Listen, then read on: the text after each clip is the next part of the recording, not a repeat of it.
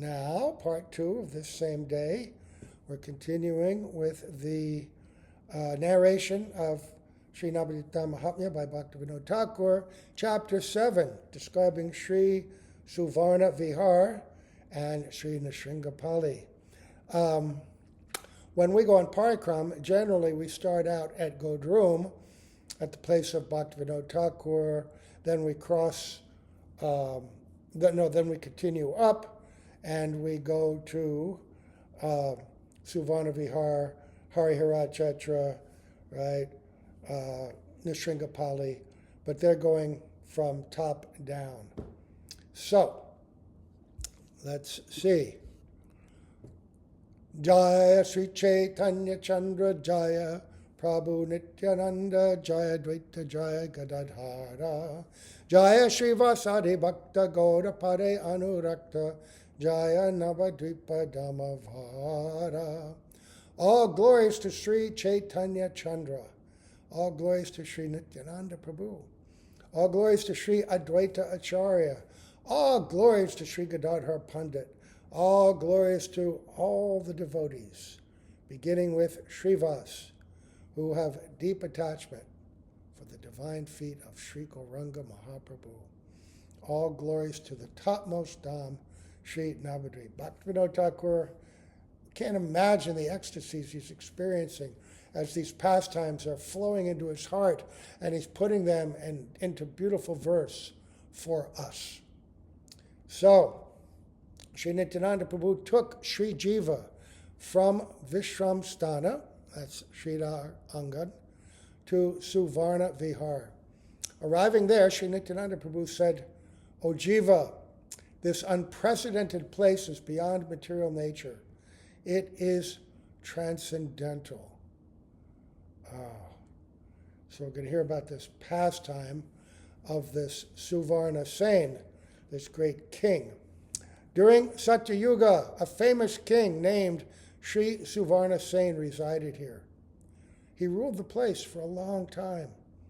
Even in his old age, he remained busily engaged in his kingly duties without retiring from them. The king was always engaged in sense enjoyment and always worried about how his kingdom could prosper. One day, who knows by what good fortune, Devarshi Sri Narada came to visit him.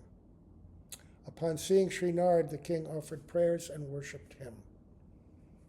So Sri Narada feels unhappy to see the sorrow of others, and he's going to instruct the king in the absolute truth. Now, so this king, he's not impious, he's very pious by the standards of Varnashram. And Bhaktivinoda Thakur, that Varnashram in itself is not spiritual, but they could be considered, the rules and regulations of Varnashram could be considered the assistant, secondary rules that can help one in Vaidhi Bhakti. Or by performing it properly, one may have the opportunity, because one is engaged properly in pious acts, one may perform a pious act in relationship to a great devotee. Receive a devotee at one's home, dig a well for pilgrims, and some great devotee may take that water. So many incidental things that are done for the general public in the name of piety, for material prosperity, good result, high birth, etc. But if a pure devotee is the beneficiary of such an act, then one gains a different kind of piety, this special bhakti sukriti. And so after a long period of time, that bhakti sukriti may mature, right? And then one gets the opportunity, by causeless mercy, to meet a great devotee. But Narada, he may show his mercy even without any of that. He, like to the hunter, Mrigari, right? To Valmiki, to so many others. Narada just travels everywhere giving mercy. So, who knows by what good fortune Devarshi Sri Narada came to visit him.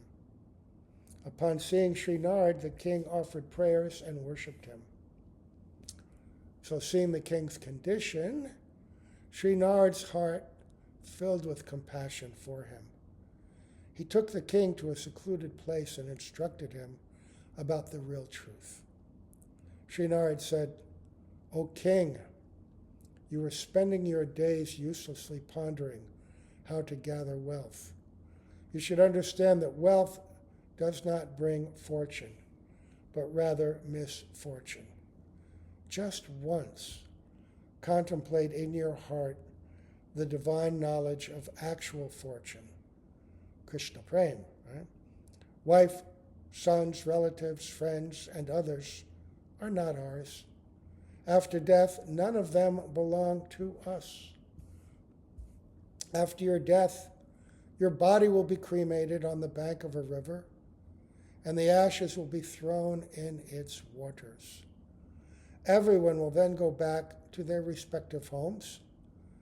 Since no one belongs to you, why are you maintaining false hope that they do? Why are you trying to quench your thirst by remaining attached to sense enjoyment, which can't quench anybody's thirst? It's like a tiny drop in the desert, right? It's compared to like if you have a very hot tava, very hot fry pan, and you put a drop of water on it. Will it cool the pan?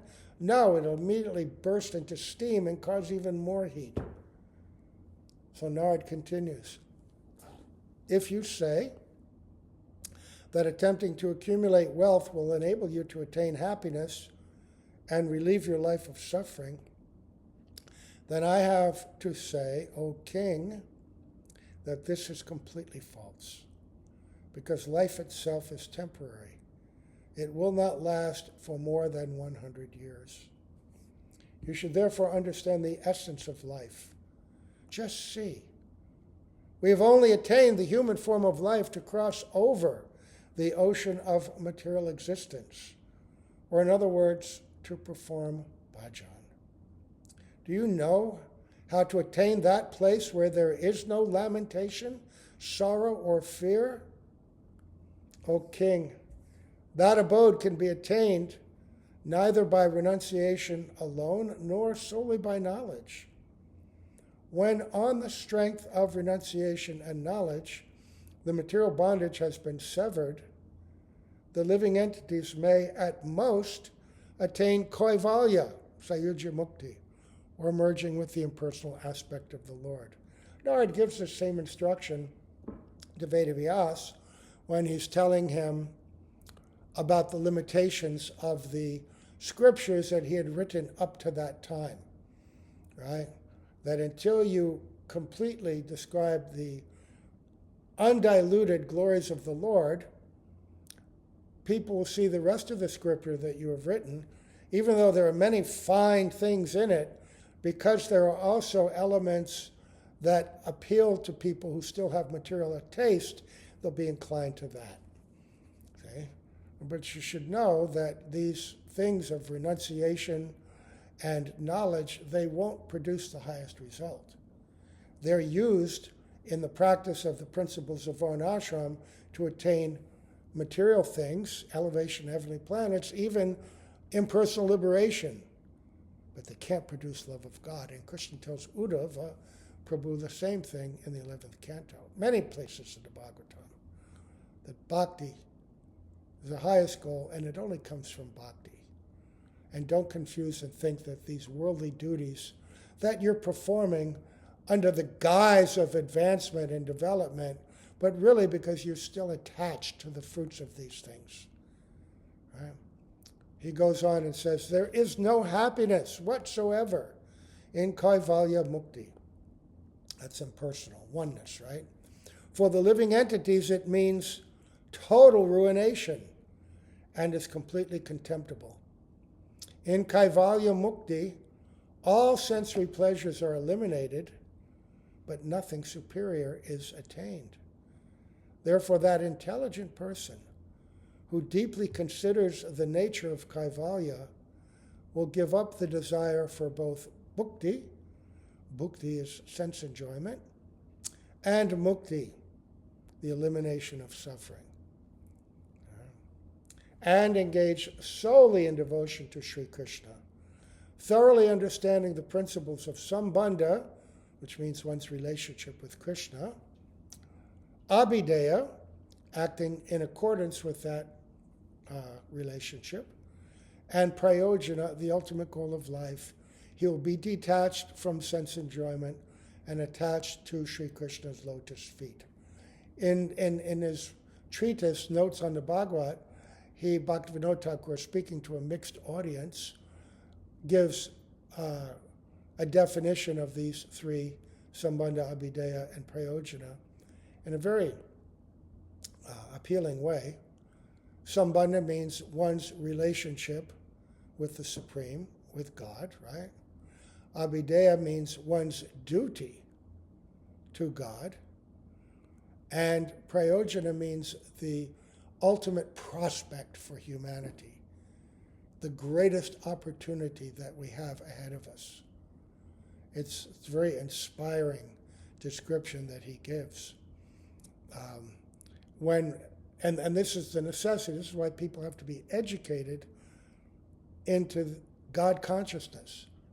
Because without Krishna in the center, we all become Suvarna sane, just enwrapped up in the temporary activities of material enjoyment. Even in old age, dying, our senses becoming decrepit, our bodies increasingly diseased and unable to do anything, still grasping for whatever we can get, right? Gross and subtle. But ultimately, we all have to leave it. So one of the realizations you get as you get older, it's very hard to see this when you're young. But when you get older, I guess you could say the gift of old age is that this realization is forced on you. If you have the background of Sambandha Tattva, Abhideya, and Prayojana tattvas, then the reality of this old age, it becomes more apparent, but also more appreciated, because you naturally then have an alternative. And trying to use your energies to pursue material things, it's futile. You know that. But there's no limitation to pursuing spiritual truth now, right? To chant, to do your bhajan, to do the limbs of bhakti, to read and hear, to serve devotees in whatever capacity you have, to share and preach. These are activities that, if you've done bhakti, especially if you're fortunate enough to do it when you're young, then the seeds that you were planted in your heart by all these activities begin to ripen and mature. And bhakti becomes a reality like it never was before. Right? And a joyful reality.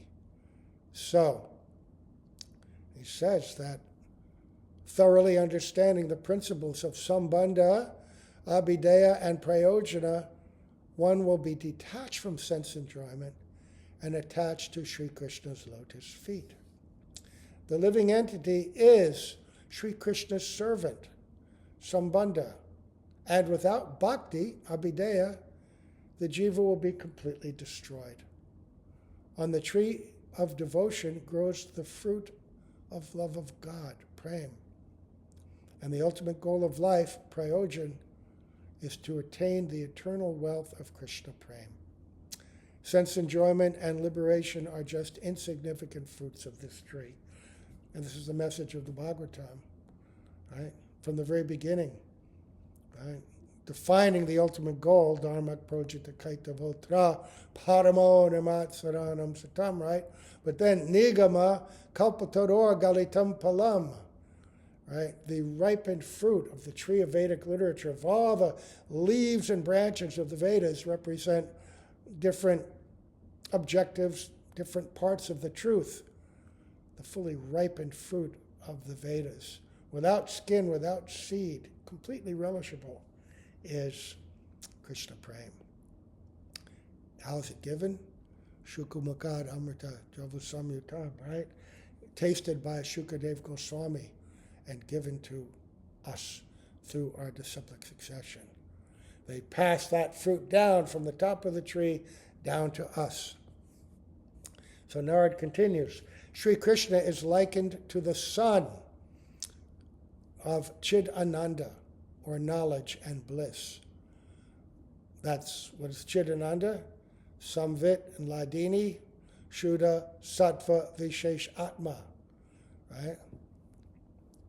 Maya is his shadow, and the living entity is an infinitesimal particle in the rays of that sun.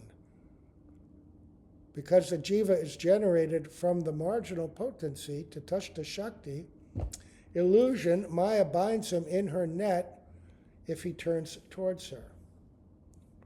Then he says, Krishna bahir mukha jehi maya spasya jiva sehi maya spasya karma sangapaya maya jale brahmi more karma jnane nahi thore kashta nasha mantrana karaya.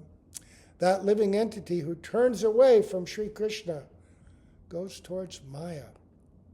As a result, he is caught up in the perplexities of fruitive activities.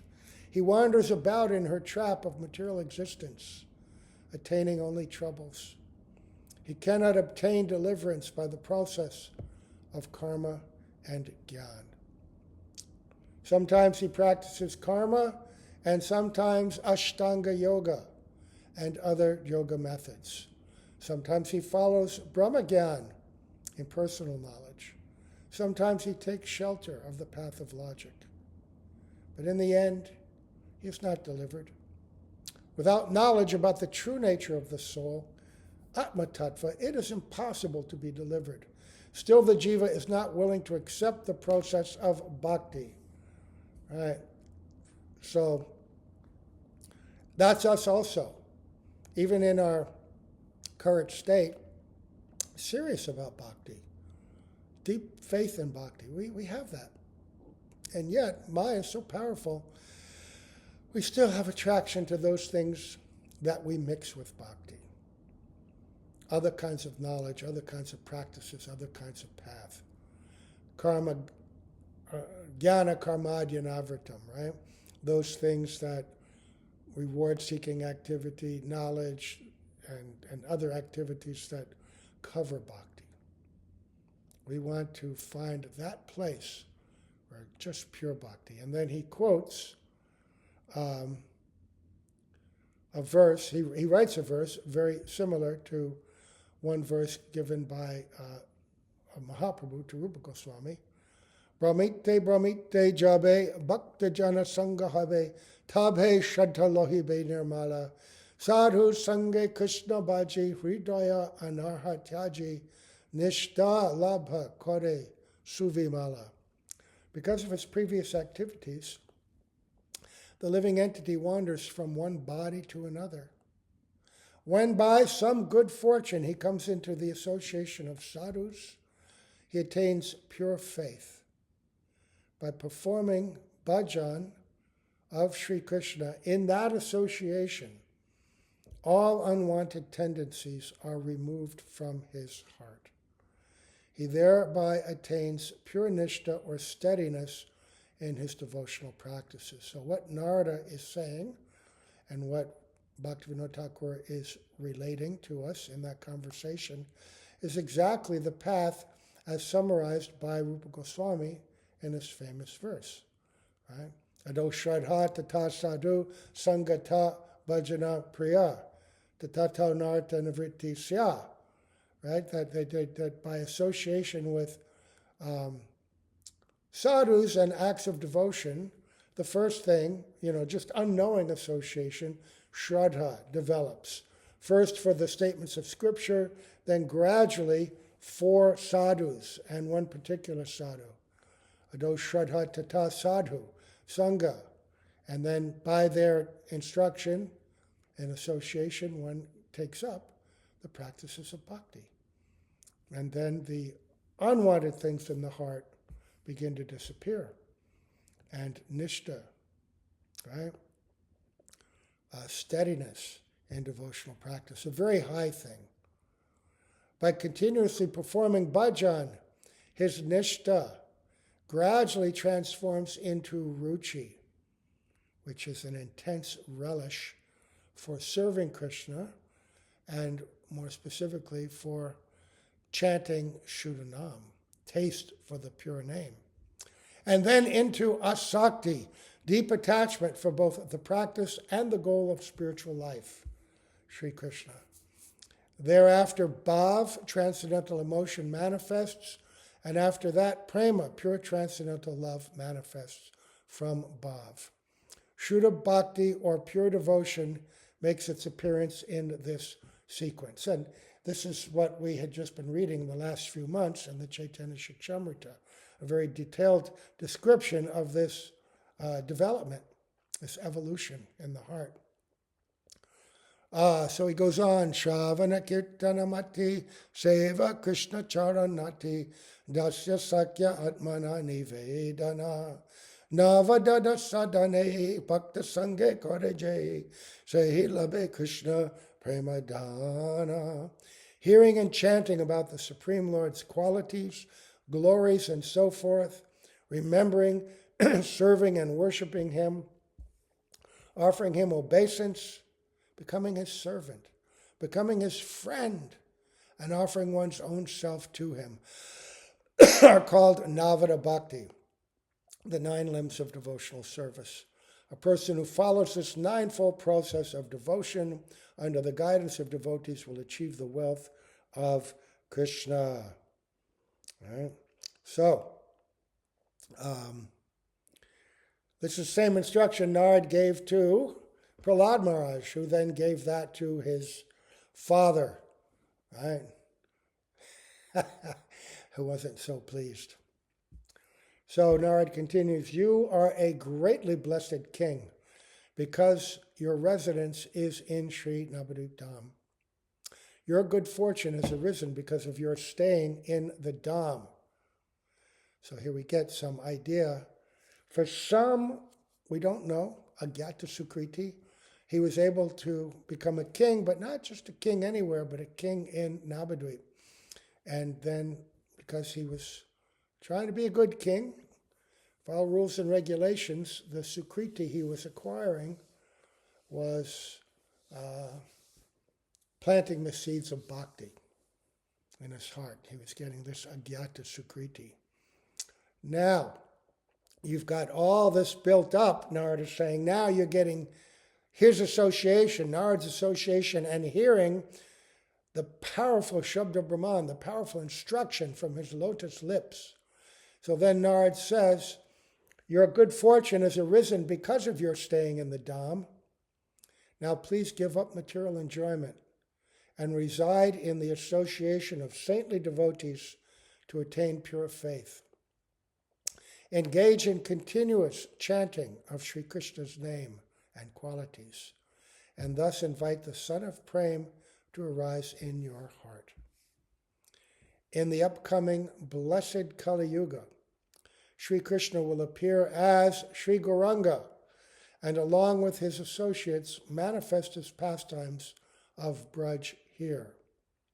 Whoever will chant the name of Sri Gaura Hari will obtain the mercy of Sri Krishna and reside in Braj. Again, that very important instruction, the relationship between Braj and Navadwipa, Svetadvipa, that they are one and the same, and by worshiping Gaura and serving in that devotional mood, one will also attain Krishna in Braj, obtain the mercy of Radha and Krishna and residence in Braj. Then he goes on to say, a person who worships Sri Krishna without taking shelter of Sri Gaura Hari and without chanting his name will attain Sri Krishna after a long time. But if someone chants the name of Sri Gaura Hari, he will quickly attain Sri Krishna, and all his offenses will be vanquished. Saying this, Narada lost his composure, and he began to chant, Sri Gaura Hari, Sri Gaura Hari, Sri Gaura Hari, and dance while playing his veena. His veena also sang along with him, O Gaurahari, when will that fortunate age of Kali come? Wow. After instructing the king about Krishna Bhakti in this way, Sri Narad left that place. By the mercy of Narad, Prem arose in the heart of the king. He began to chant Gauranga, Gauranga, and danced. And he begged for Prem from the sadhus. As a result, all of his desires for sense enjoyment were removed. So Prem came into his heart. First it comes in the form of bhav. Prema soyangsa samyabak, right? And then it, by the continued practice, it manifests more and more fully. And as it manifests Prem, then all the obstacles, all the sense enjoyment finally removed. Again, not by full renunciation and freedom from sense desire does bhakti come. But when bhakti is there, then all these other things automatically are gone. Vasudeve Bhagavati Bhakti Yoga Prayojita Jnanididashu Vairagyam Jnanam Chiyarahaitukam. So now we hear that once while sleeping, the king received darshan of Gaura Gadadhar along with their associates. Sri Gaurahari, whose complexion is like molten gold, was dancing in his own courtyard with all his devotees. They were chanting Hare Krishna and embracing one another. As soon as the king awoke, he felt greatly distressed and began to weep, desiring to attain Sri Gaurahari. At that moment, an aerial voice said, O king, you will take birth at the time of my manifest pastimes and be counted among my associates. O king, endowed with all good qualities, at that time your name will be Buddhimanta Khan, and you will serve Sri Gauranga Mahaprabhu's lotus feet. Hearing the aerial voice, the king regained his patience, and from that moment on began to worship Sri Gauranga. And Buddhimanta Khan was very wealthy and did serve Mahaprabhu in many, many ways with that wealth. Assisting with Rath Yatra. I think he sponsored his wedding to either Vishnupriya or Lakshmipriya. I can't remember. It's there though. Yeah. And also when they did the drama, that first drama in the house of Chandrasekhar, Buddhimanta Khan was arranged for the purchase of all the costumes and all that was needed for setting up the stage and theater and everything. When Sri Nityananda Prabhu finished his story, Srivas Pandit, absorbed in the mood of Narad, fainted. Oh, how lovely. Absorbed in the mood of Narad, because in fact, Srivas Pandit is an incarnation of Narad. Seeing Srivas's condition, Sri Jiva became intoxicated with Mahaprem. He drank the nectar of Gaura's name and rolled around in the dust of that place. Then he spoke. Right. Alas, will I also be able to behold that golden complexioned jewel of Sri Gaura at this place? As soon as Sri Jiva said this, they, in other words, Sri Nityananda, Srivas, and Sri Jiva, could see Sriman Mahaprabhu performing Sankirtan, that unprecedented form of Sri Gauranga Mahaprabhu, which even puts nectar to shame, was dancing. And Sri Nityananda Prabhu and Sri Advaita Acharya, along with all the devotees, were singing the glories of Sri Gauranga. Accompanied by resounding mridanga and kartals, everyone was enraptured in Sankirtan. The pastimes that took place when Sriman Mahaprabhu resided in Navadwipa again became manifest. I do not have the power to describe the bliss in the hearts of everyone at that time. Meanwhile, afternoon came. They all arrived in the village of Devapalli, loudly singing the glories of Sri Gauranga Mahaprabhu. They took rest, and then, as guests of the deity, Sri Nrsimhadev, they honored lunch prasad. At the end of the day, they wandered throughout the village. Now, when we go to Nrsimhapalli or Devapalli, we get there after having been first in Godrum and Hariharachetra and Suvarna, the place of Suvarna Sain, and it's a long walk, and it's usually very hot, and by that time everyone's very tired. But there's a large lake there. Everyone bathes and becomes refreshed, and then we go to that temple area, and there is a deity of Nrsimhadev, which generally when we go you can't see because that's a special day and he's covered in garlands. But at other times, when there's no crowd, you can see that deity, and he's been there from very ancient times. Very, very ancient times. And it's a beautiful place. And so, we hear about it. At the end of the day, they wandered throughout the village. Sri Nityananda Prabhu said, "This is Devapalli. The famous temple of Sri Nrsimha Bhagavan has been here ever since Satya Yuga. After the Supreme Lord, Sri Hari, showed mercy upon Prahlad by killing Hiranyakashipu, he rested at this place. Brahma and other demigods built residence for themselves here, and thus a village was founded.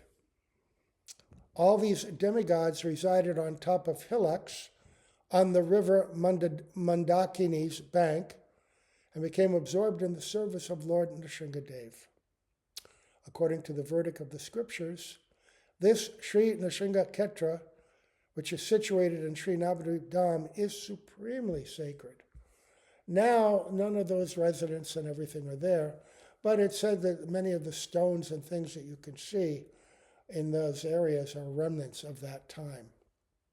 But remember, this is in a very ancient Satya Yuga, because this is the Satya Yuga wherein Nrsimhadev killed Hiranyakashipu. So that's millions of years. So geologically, everything gets really worn down over that time. O Jiva, behold Surya Tila and Brahma Tila. Previously, Nrsimha Tila was situated to the east of these Tilas, but now this place has changed. Just see Ganesh Tila, and after that, Indra Tila. There are so many hillocks here. Although Vishwakarma Mahashai constructed innumerable diamond and pearl-studded residences here that was suitable for demigods, the buildings have all disappeared over time. Even the river Mandakini has dried up. Only the hillocks remain. Just see these innumerable pieces of stone here. They are all ruins of temples. Again, after some time, one devotee will attain a drop of mercy of Sri Nrsimha Bhagavan and build a huge temple here. He will install Sri Nrsimhadev here and reestablish worship of him. This place is situated at the border of the 16 koshas of Navadwipa Parikram.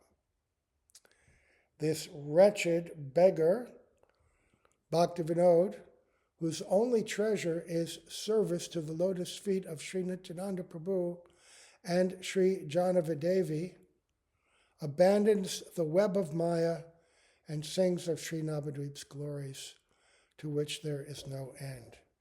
Now that's very interesting because we heard the previous prediction of the great temple that will be built in Mayapur Antadweep, which we have seen now manifesting. Imagine at some point in the future, that beautiful Nrsimhapalli, there will be a gigantic temple. Right now there's a small temple, but one day there'll be a gigantic one. So I'm going to stop this one and start another one, break this up a bit.